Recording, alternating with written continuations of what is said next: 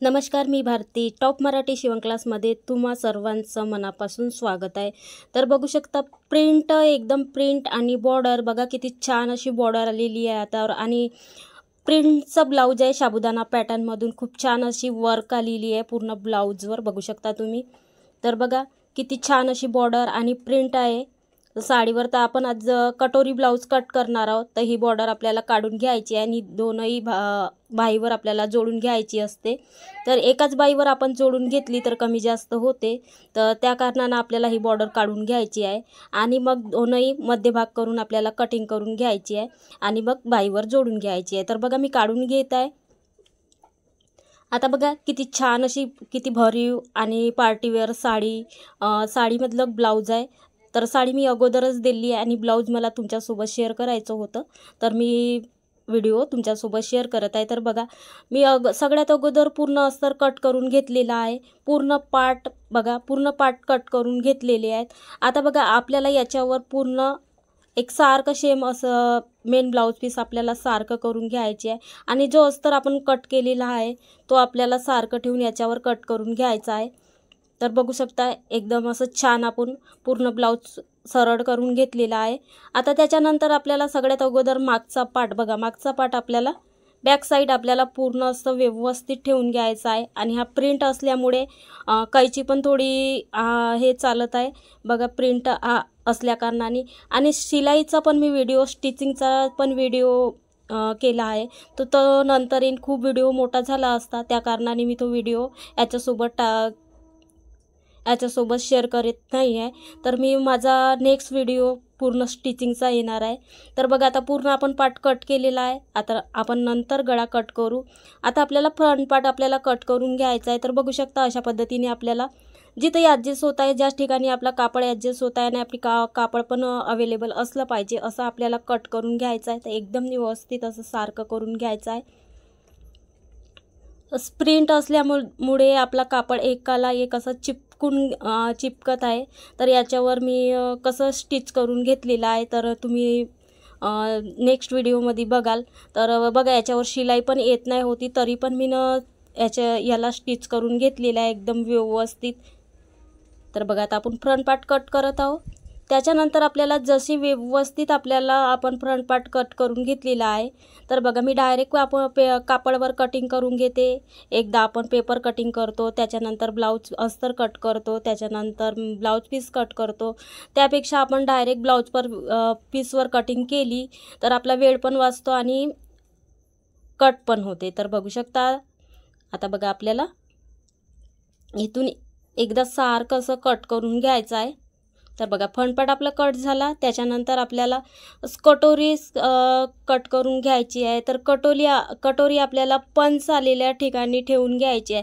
ज्या ठिकाणी कापडचं पंच येत आहे त्या ठिकाणी आपल्याला कटोरी कट करून घ्यायची आहे, कारण आपली व्यवस्थित कटोरी बसली पाहिजे आणि टोक पण नाही आला पाहिजे आणि व्यवस्थित कटोरी स्टिच झाली पाहिजे। जर पंच आलेल्या ठिकाणून आपण कटोरी केली तर व्यवस्थित अशी बसतो, कुठेही चेपटी येत नाही, व्यवस्थित बरोबर आपल्या चेस्टच्या साईजनुसार आपली कटोरी व्यवस्थित बसून जाते। तर बघा पंच आलेल्या भागांना आपली कटोरी कट करून घ्यायची आहे, कधी पण लक्षात ठेवायचं आहे। तर बघा आता आपली कटोरी कट झाली। आता त्याच्यानंतर आपल्याला बाही कट करून घ्यायची आहे। इथून कापड कमी पडलेला होता, तर त्याच्यानंतर आपल्याला इथून जॉईन करून घ्यायची आहे। तर जोड लावून घ्यायची आहे। तर बघू शकता इथं 2 इंच 2.25 इंच आपल्याला जोड लावून द्यायचा आहे। तर असं मोजून घ्यायचं आहे आणि सरळ कापड करून घ्यायचं आहे। बघू शकता अशा पद्धतीने आपल्याला एकदम साबुदाणाची प्रिंट पूर्ण भरीव आलेली आहे। तर बघा खूप छान असं ब्लाऊज स्टिच करून घेतलेली आहे। तर मी एकदा तुमच्यासोबत कटाईचा व्हिडिओ शेअर करत आहे, त्याच्यानंतर माझा स्टिचिंगचा व्हिडिओ पण येणार आहे। तर बघा ज्या ठिकाणी आपलं ॲडजस्ट होत आहे त्या ठिकाणी आपल्याला बाहीची इथून बघा किती प्रिंट आहे, ते एकाला एक कापड असं चिटकत आहे।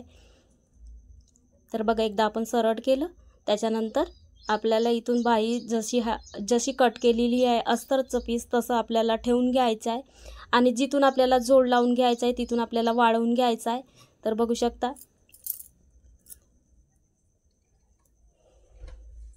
तर या साईडनं आपल्याला 2-2.5 इंच इकडे वाढवून घ्यायचं आहे, कारण अस्तरला जोड आलेला आहे, मेन ब्लाऊज पीसला नाही लावायचा आहे। तर आपण अस्तरला जोड लावून घेऊ। त्याच्यानंतर बघा आता आपल्याला कट करून घ्यायचा आहे।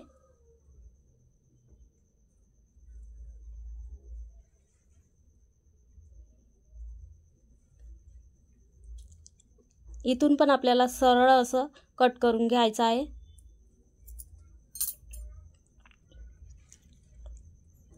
तर बघा आता आपली बाही कट झाली। आता त्याच्यानंतर आपल्याला क्रॉस पट्ट्या कट करून घ्यायच्या आहेत। तर बघा व्यवस्थित असं आपल्याला कापड करून घ्यायचं आहे आणि क्रॉस पट्ट्या मी सिंगल अस्तरच्या सिंगल घेतलेले आहे आणि मेन ब्लाऊज पीसच्या पण सिंगलच घेणार आहे। तर बघा सिंगल, तर अशा पद्धतीने आपल्याला ठेवून घ्यायचं आणि क्रॉस पट्टी कट करून घ्यायची आहे।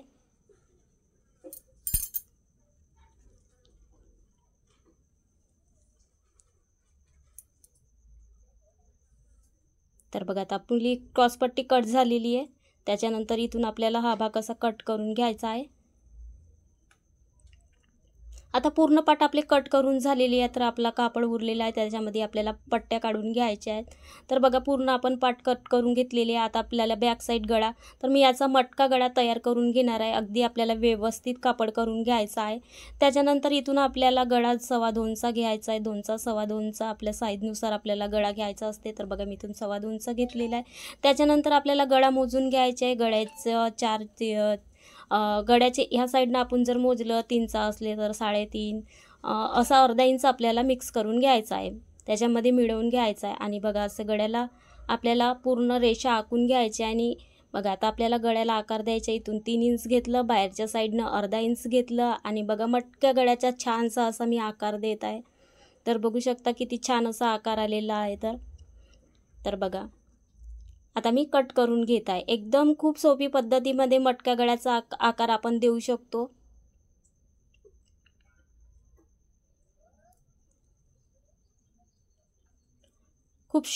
खूप छान असं मी वर्क करून ब्लाऊज शिवून घेतलेला आहे। तर तो पण माझा व्हिडिओ येणार आहे, तर तुम्ही नक्की पाहाल।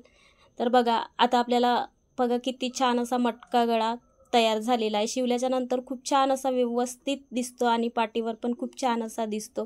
तर पूर्ण पाट आपण कट करून घेतलेले आहेत, बघू शकता। तर कसा वाटला माझा आजचा व्हिडिओ नक्की कमेंटमध्ये सांगा आणि लाईक करा, शेअर करा, सबस्क्राईब करा। धन्यवाद माझा पूर्ण व्हिडिओ